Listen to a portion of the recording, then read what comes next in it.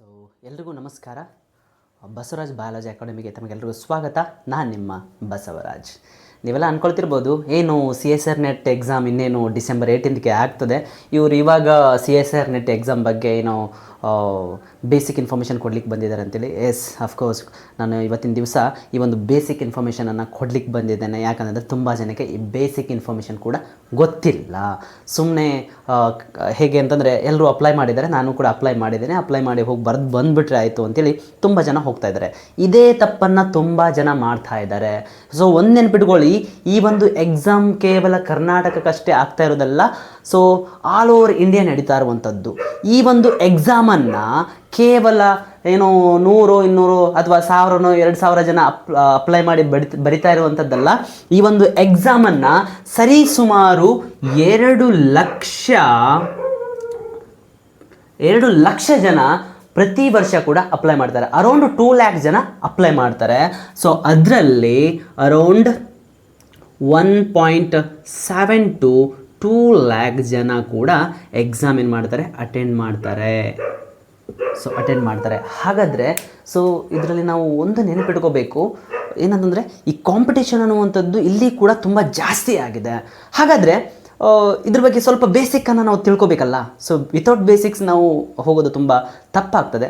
ಆ ಕಾರಣಕ್ಕಾಗಿ ಸ್ವಲ್ಪ ಒಂದು ಈ CSR ನೆಟ್ ಬಗ್ಗೆ ಸ್ವಲ್ಪ ತಿಳ್ಕೊಳ್ಳುವಂಥ ಒಂದು ಪ್ರಯತ್ನನ ಇವತ್ತಿನ ದಿವಸ ನಾವು ಮಾಡುವ. ಓಕೆ, ಸೊ ಫಸ್ಟ್ ಥಿಂಗ್, ಈ ಒಂದು CSR ನೆಟ್, CSR ಅನ್ನೋದೇನಿದೆ ಏನು ಹೇಳಿ, CSIR. ಓಕೆ, CSIR ಅಂತಂದರೆ council of scientific and industrial research national eligibility test ಅಂತ ಹೇಳ್ತೇವೆ. Council of scientific and industrial research national eligibility test ಅಂತ ಹೇಳ್ತೇವೆ.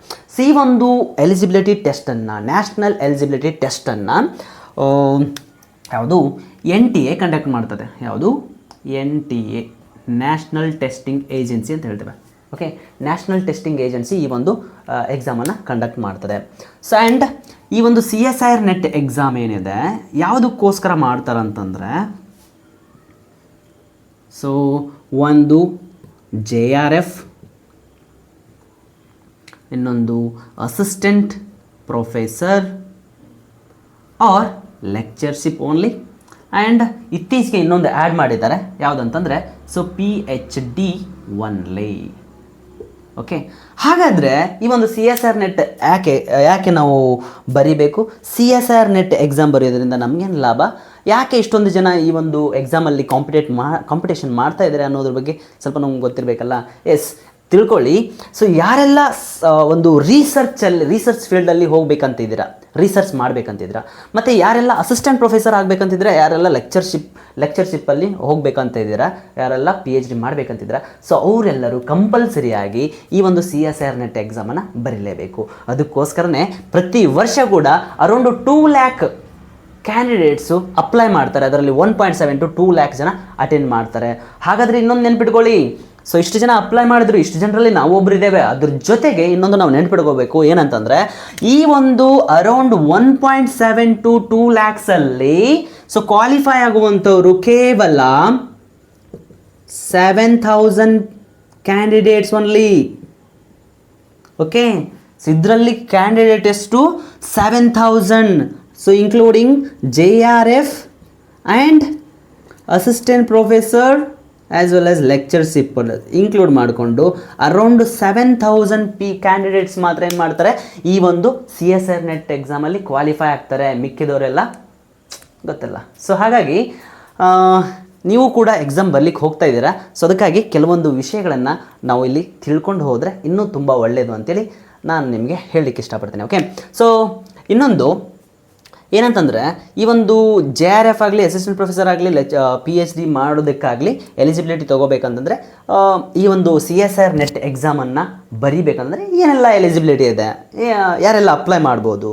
ಓಕೆ, ಒಂದು ತಿಳ್ಕೊಳ್ಳಿ, ಈ CSR ನೆಟ್ ಎಕ್ಸಾಮ್ ಏನಿದೆ, MSc ಮಾಡ್ತಾ ಇರೋರು, ಓಕೆ, ಯಾರೆಲ್ಲ MSc ಮಾಡ್ತಾ ಇದ್ದಾರೆ, ಸೊ ಅವರೆಲ್ಲ ಮಾಡ್ತಾ ಇರೋರು ಮತ್ತು ಮಾಡಿದವರು ಕೂಡ ಇದನ್ನು ಈ ಎಕ್ಸಾಮನ್ನು ಬರಿಬಹುದು. ಹಾಗಾದರೆ MSc ಆಗಿರಬೇಕು, MSc with 55%. Okay, MSc with 55% ಆದವರು ಈ ಒಂದು ಎಕ್ಸಾಮನ್ನು ಬರಿಬೋದು.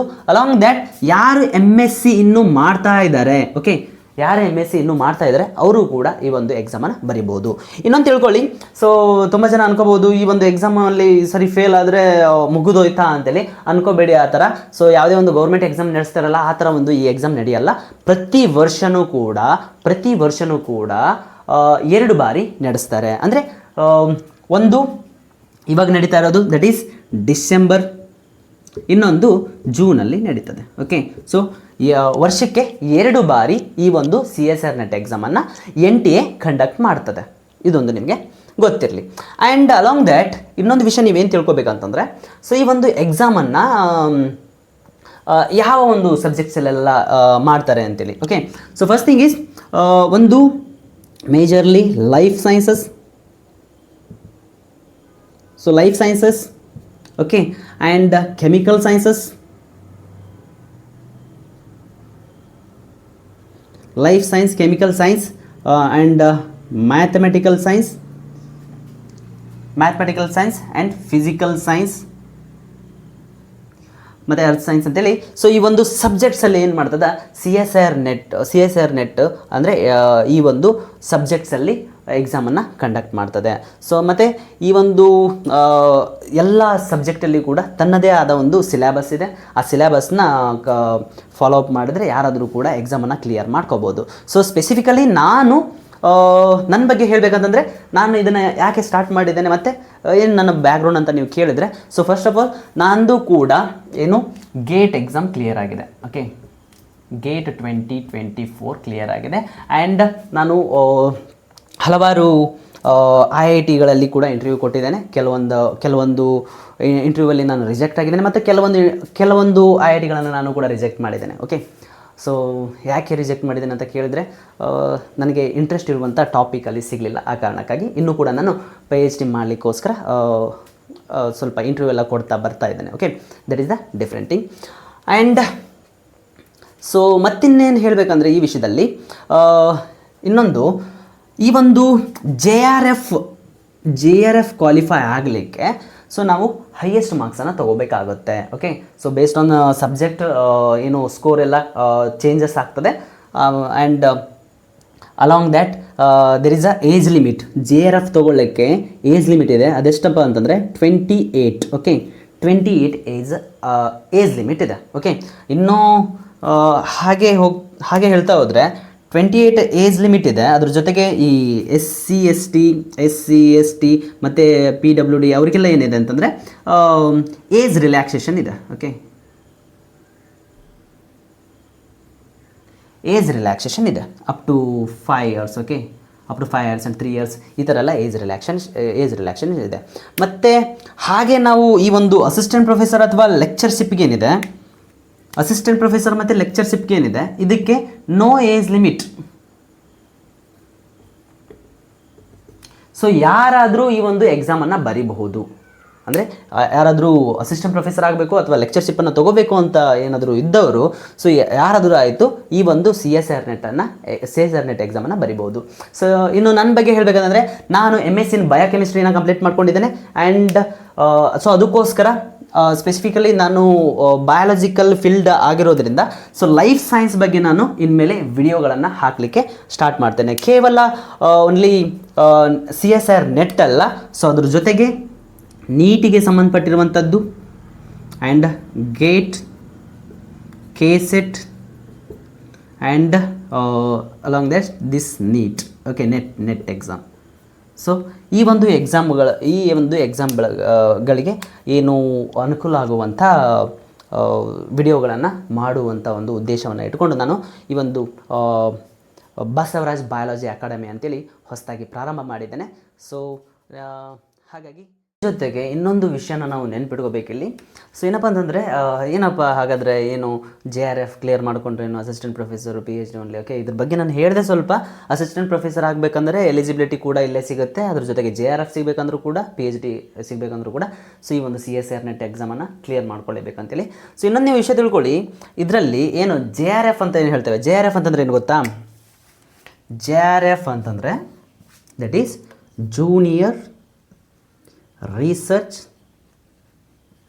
Fellow. Okay, fellowship, junior research fellowship ಅಂತ. ನೆನ್ಪಿಟ್ಕೊಳ್ಳಿ. ಸೊ ಯಾರು ಈ JRF ಕ್ಲಿಯರ್ ಮಾಡ್ಕೊಳ್ತಾರೆ, ಸೊ ಅವರಿಗೆ ಗೌರ್ಮೆಂಟಿಂದಾನೆ ಅಂದರೆ, ಸೊ ಒಂದು ನೆನ್ಪಿಟ್ಕೊಳ್ಳಿ, ಈ ಒಂದು JRF ಆಗಲಿ, ಅಸಿಸ್ಟೆಂಟ್ ಪ್ರೊಫೆಸರ್ ಆಗಲಿ, PhD ಆಗಲಿ, ಈ ಒಂದು ಎಕ್ಸಾಮನ್ನು ಕ್ಲಿಯರ್ ಮಾಡಿಕೊಂಡಾಗ ಇದೇನಾದರೂ ನಿಮ್ಗೆ ಕ್ಲಿಯರ್ ಆಯ್ತು ಅಂತಂದರೆ ಇಂಡಿಯನ್ ಯೂನಿವರ್ಸಿಟಿಲಿ ಮಾತ್ರ ನೀವು PhDನ ಮಾಡ್ಬೋದು ಅಥವಾ ಅಸಿಸ್ಟೆಂಟ್ ಪ್ರೊಫೆಸರ್ ಆಗಿ ವರ್ಕ್ ಮಾಡ್ಬೋದು, ಇಂಡಿಯನ್ ಯೂನಿವರ್ಸಿಟಿಲಿ ಮಾತ್ರ, ನೆನ್ಪಿಟ್ಕೊಳ್ಳಿ.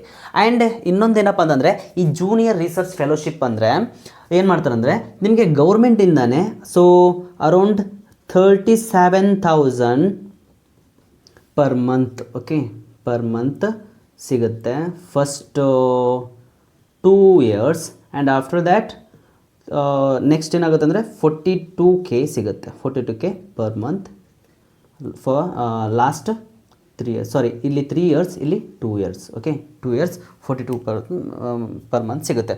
ಅಂದರೆ ಸೊ ಇದನ್ನು ಕ್ಲಿಯರ್ ಮಾಡಿಕೊಂಡ್ರೆ ನೀವು ಯಾವುದೇ ಯೂನಿವರ್ಸಿಟಿಗೆ ಜಾಯ್ನ್ ಆಗಿ, ಯಾವುದೇ IITಗೆ ಜಾಯ್ನ್ ಆಗಿ, ಸೊ ಎಲ್ಲಿ ಜಾಯ್ನ್ ಆದರೂ ಕೂಡ ನಿಮಗೆ ಇಷ್ಟು ಫೆಲೋಶಿಪ್ ಸಿಗ್ತದ.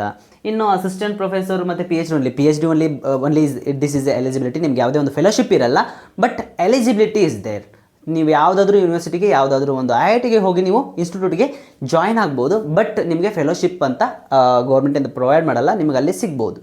ಓಕೆ. ಆ್ಯಂಡ್ ಸೊ ಇನ್ನೊಂದು ಮತ್ತೊಂದು ವಿಷಯ ನಾನು ಹೇಳಬೇಕಂತಿದ್ದೇನೆ. ಸೊ ತುಂಬ ಯೂಟ್ಯೂಬ್ ಚಾನಲ್ಗಳು ಇದೆ, ನಿಮ್ಗೆ ಸಿಗುತ್ತೆ. CSR ನೆಟ್ ಬಗ್ಗೆ ಸ್ಟಡಿ ಮಾಡಲಿಕ್ಕೆ, KCET ಬಗ್ಗೆ, ಗೇಟ್ ಬಗ್ಗೆ ಸ್ಟಡಿ ಮಾಡಲಿಕ್ಕೆ ತುಂಬ ವಿಡಿಯೋಸ್ ಸಿಗುತ್ತೆ. ಬಟ್ ಕನ್ನಡದಲ್ಲಿ ಯಾವುದೇ ಒಂದು ವಿಡಿಯೋಗಳು ಕೂಡ ನಿಮಗೆ ಸಿಗುವುದಿಲ್ಲ. ಸೊ ಇದ್ರ ಬಗ್ಗೆ ನಾನು ಕೂಡ ತುಂಬ ಸರಿ ಕಷ್ಟ ಅನುಭವಿಸಿದ್ದೇನೆ ಆ ಟೈಮಲ್ಲಿ. ಸೊ ಅದಕ್ಕೋಸ್ಕರ ಇದನ್ನೆಲ್ಲ ನೋಡಿದ ನಂತರ ಇಂಗ್ಲೀಷ್ ಆಗಲಿ, ಹಿಂದಿ ಆಗಲಿ ಕಷ್ಟ ಆಗುತ್ತದೆ, ಅವರಿಗೆ ಇದೊಂದು ರಾಮಬಾಣ ಆದಂತೆ ಆಗ್ತದೆ ಅನ್ನುವಂಥ ಒಂದು ಮನೋಭಾವ ನಮ್ಮದಿದೆ. ಓಕೆ. ಸೊ ಇದ್ರ ಜೊತೆಗೆ ನಾನು ಕೂಡ ವರ್ಕ್ ಮಾಡಲಿಕ್ಕೆ ರೆಡಿ ಇದ್ದೇನೆ. ನೀವು ಕೂಡ ಚೆನ್ನಾಗಿ ವರ್ಕ್ ಮಾಡೋದ್ರ ಮೂಲಕ ಸೊ ನಿಮ್ಮ ಒಂದು ಭವಿಷ್ಯನ ರೂಪಿಸ್ಕೊಳ್ಳಿ ಅಂತ ಹೇಳ್ತಾ ನನ್ನ ಈ ಒಂದು ವಿಡಿಯೋನ ನಾನು ಮುಗಿಸ್ತೇನೆ. Thank you. ಸೊ ಎಲ್ಲರೂ ಸಪೋರ್ಟ್ ಮಾಡಿ, ಶೇರ್ ಮಾಡಿ. Okay, thank you.